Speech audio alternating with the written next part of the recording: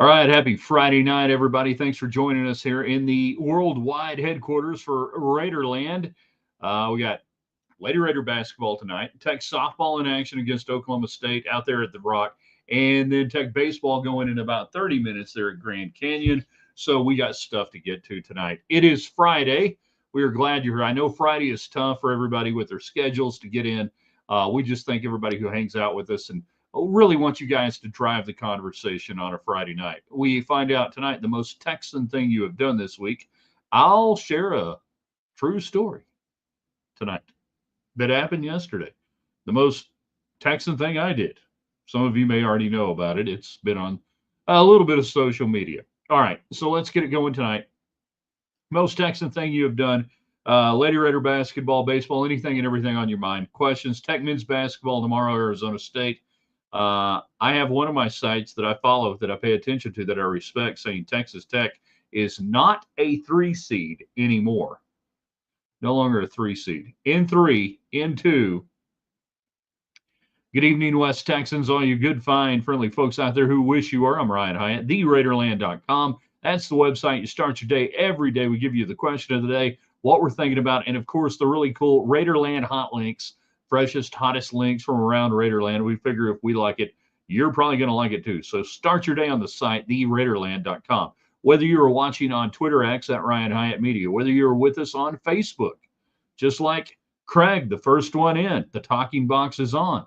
Or maybe you're on our YouTube channel for Ryan Hyatt's Raiderland. They're all free. We want you to subscribe to them all, be a part of everything we do. Brought to you tonight by Domino's Pizza. It's Friday. You need great pizza. Get the app. Delivery, pick it up, doesn't matter. I mean, look up there, right there. That's a mess of pizza right there. And other cool stuff for like $19.99. You can't beat that. Unbelievable. Domino's.com. They've been with us a long time in Raiderland. Also brought to you tonight by our friends in Red River, New Mexico at the Red River Brewing Company. The tasting room is up during the ski season and into the summer. They're right next to our friends at Lifts West. Hi there, Billy Hurst, general manager. Say hi when you check in. Spring break coming up. They'll probably go another couple of weeks after your spring break, and it's a great time to sneak up there. The slopes will still be going, and we thank Red River Brewing Company for being a huge part of what we do here in Raiderland. Hey, and while you're up there, you might as well call my friend Jeff Fagan. Fagan's Guided Fly Fishing. Great water to get on right now. The early runoff, this water is imminently fishable around northern New Mexico and the Red River area. And Jeff will get you set up. He'll do everything he'll even tie the fly on for you. Because at my age, man, we were talking the other day. Me and Jeff were talking the other day about, trying to fish with like a 20 or a 22, and you're trying to thread that line there through the little eyelet. Tying the fly is one thing. Tying the damn fly onto the hook and the line, that's another one. Yo, where you at? Yo, Adrian. All right, so it's Friday night, and that means we find out the most Texan thing you have done this week. We also have a lot to look at going into tonight. Moments away from softball getting going, from Texas Tech baseball, which this is a big series with Grand Canyon. You need to take 2 out of 3. You need wins right now. You played the really hard schedule, and Grand Canyon's not bad by any stretch of the imagination. But you got to get good quality starts out of guys like Mac Hewer going tonight. You've got to find more answers this weekend than coming home with questions, and it begins tonight. Let's see. I believe it's Hewer on the mound tonight. I think I've got that right. Yeah, Hewer tonight. Then it's going to be Perko tomorrow. Zane Petty getting the start. All 3 of these guys really are trying to keep themselves in the starting rotation for Texas Tech baseball. That you have had others over the last couple of weeks really assert themselves and pitch well. Hi there, Crotchfeld. What'd he say? Yeah, Zach Crotchfeld. Tyler Boudreau, with his outing, we expect him to pitch, I think, probably 50, 60 pitches on Sunday, because I think he's going to be your new Sunday starter. I mean, you've got guys that have looked good. Will Jordan looked good the other day. just rolling through here. And the guys that you thought would look great have not looked great. Time to look great. So tell us what you think is going to happen there with Texas Tech baseball. What do you want to see and everything else? And then real quick for the early arrivals. Yes, Dave Ahmed, Bracketville.wordpress.com no longer has Texas Tech as a 3 seed in the NCAA tournament. He has, as of today, moved Texas Tech to a 2 seed. Now, I think that's overly generous for a couple of things right now. I think the NCAA selection committee is still going to try to ding Tech for the non-conference schedule and the quad 1 and quad 2 wins that they didn't put together. Based on what they've done in the Big 12, yes, I agree with Dave, and he's got them in the West region right now in Wichita, Kansas, by the way. Hi there. As a 2 seed, taking on Omaha. Well, I guess they'll know what to do with those Hogs there. And then BYU, the 7 against 10 Arkansas. What a nice little opening weekend matchup there. You'd have to get through Omaha and then Arkansas, BYU. We've got problems here with the bracketing philosophy as well, with multiple teams, and you can see a team before in your conference before the Sweet 16 if you've only played them once in the regular season. So somebody's going to say, well, how can they have Tech and BYU? Okay, if you've only played them once in the regular season, in conference play or otherwise, the bracketing principles now say because of these massive conferences, you can meet them before the Sweet 16, a conference opponent. Watch for that going forward. All right, get your questions, comments in. Thanks to United Supermarkets, Market Street. They've got all sorts of ad specials for the weekend, so go check that out. Get online, use your coupons, get the app. You can save money. If you're into the whole curbside delivery thing, they do that. They also had this really cool thing. Now, it's this like robot that goes up and down the aisles there at United Market Street, and it's doing inventory. It's scanning. And I followed one the other day for like 2 minutes, maybe longer, just watching it. Just like walking behind it, watching it, going, this is incredible. It's really weird. So thanks to Market Street and United. All of your comments in, whether you are on Facebook, whether you're on our YouTube channel or Twitter at Ryan Hyatt Media. Now, the Lady Raiders are in action tonight, taking on number 21 Oklahoma State. We're still rocking it right here. That's right. We're still rocking the ring. We don't wear these very often. I busted it out this week. I said, we'll do it for a little good luck. And little did we know the power of the conference championship ring. This one is from 98, 99, I think. I think it's 99. Either way, it's working. 2 wins in Kansas City. And I was thinking last night after they dumped Utah, how long has it been since they won 2 games in the Big 12 tournament? It's been a couple of years. And I had my original run, then I had the run there with Candy White Whitaker, about 10 years ago or so. And I was trying to think, did they win?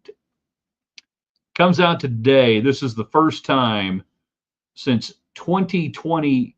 No, not 2020. Since 2003. 22 years ago.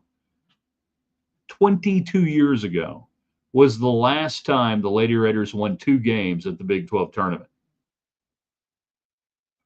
And that 2003 team was a really good team.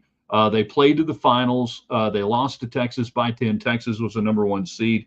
Texas Tech would be an Elite 8 team that year. They would play at the Pit, lose to the Duke Blue Devils in a very close game, a possession game with under a minute to go.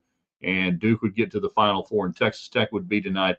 And that would be kind of the high point there in 03. You would still make the tournament in 4 and 5. In 6, you would miss the tournament. That would be the final year of Marcia Sharp. And then after that, things kind of, you guys know what happened after that. So this 2003 team, the last time that Texas Tech won 2 games in the Big 12 tournament, it shouldn't be dismissed either, what they've done. maybe the best win of the year against Utah last night. Tonight against Oklahoma State, they got a shot. They got a puncher shot. They're playing with nothing to lose, but maybe the best thing about what they've done here, as opposed to finishing the year on a low note, you finish on a high note. You also get above 500, and if you lose tonight, you'll still be eligible for NIT and postseason play. Which, if they get offered that opportunity, if they do lose tonight, they don't finish out this incredible run, which would be great. Play some more games. In the past, I was adamant that Texas Tech Lady Raider basketball did not play NIT games.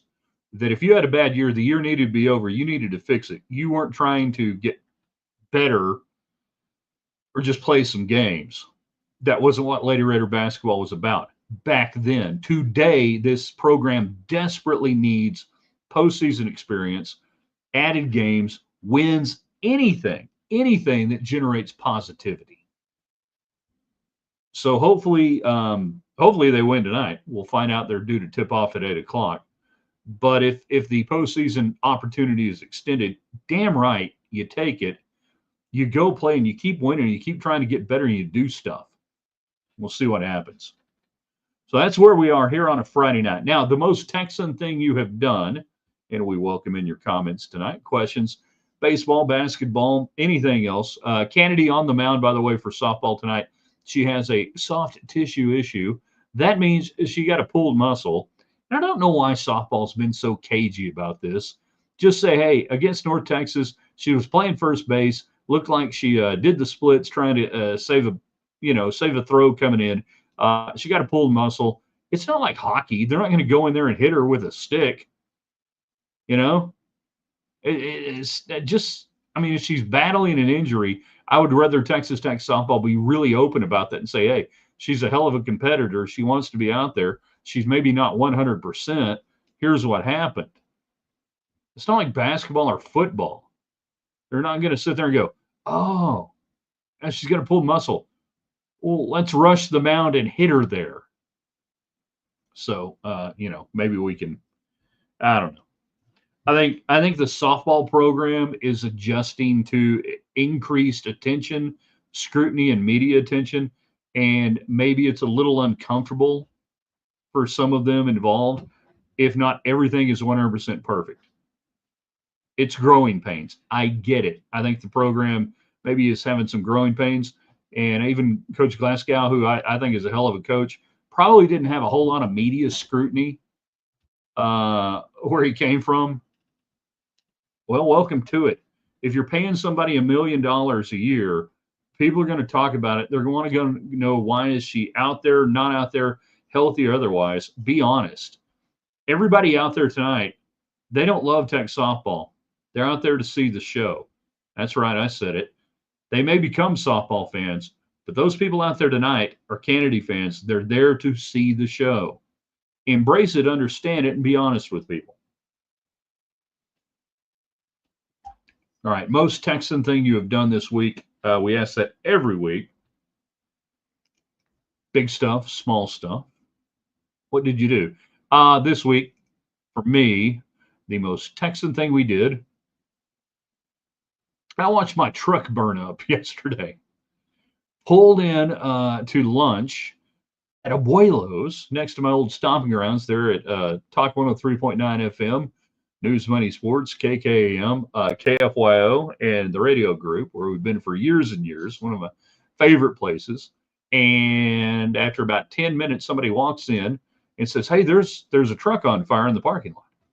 Well, everybody I was sitting with, we all had trucks.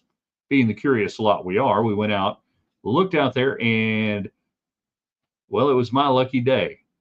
So the most Texan thing I did was watch the Lubbock Fire Department roll up, not a minute.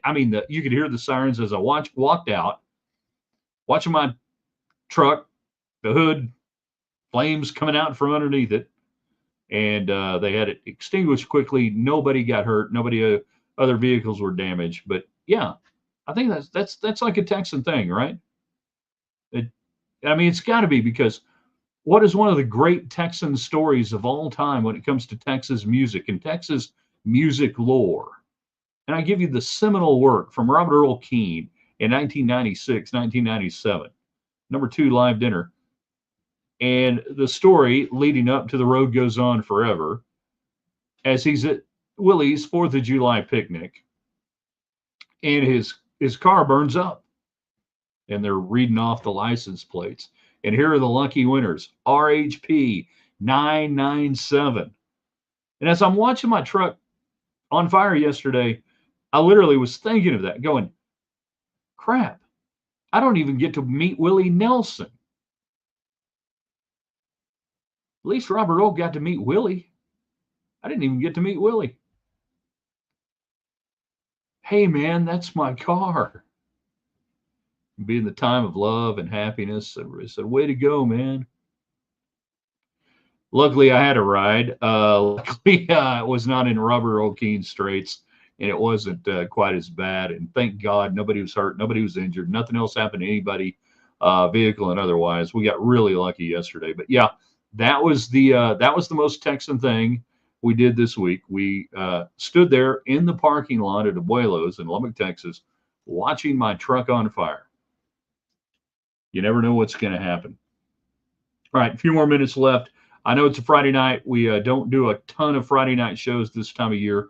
We will probably have, Diamond Talk maybe tomorrow, late start times and everything else, and a late start time also with basketball. So we're going to play fast and loose with the Diamond Talk and with Round Ball Rewind. So we'll get what we can get. We will obviously have our Saturday column tomorrow, coming back strong. The column with no name. If you've got a name for it, feel free to fire away in the comments. And then Sunday, 5 Things We Know on a Sunday here in Raiderland. So I want to thank everybody for being out there tonight. Enjoy the evening. Enjoy all the basketball, baseball, softball. So many things going on right now. It's just fantastic. And don't forget to subscribe to all of our channels. Ryan Hyatt's Raiderland, the YouTube channel, free. The Facebook page, free. And, of course, on Twitter, at Ryan Hyatt Media, always free. We'll post this here in just a little bit. You guys can share it. Invite your friends on in. And beyond that, just have a hell of a Friday night. Thanks for being out there at theraiderland.com.